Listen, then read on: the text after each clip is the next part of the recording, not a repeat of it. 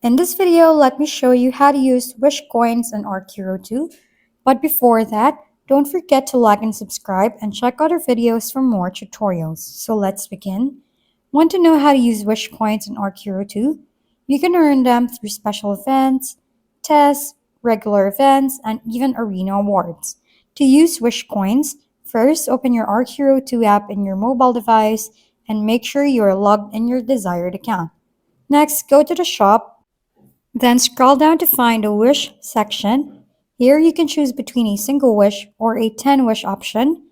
Using this will grant your artifacts, which are powerful items that boost your base stats. To unlock the wish feature, you first need to unlock artifacts in the collectibles section next to talent cards. Just keep progressing through stages and you'll eventually gain access to them.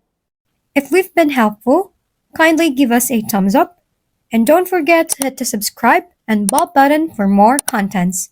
For any questions and suggestions, comment down below.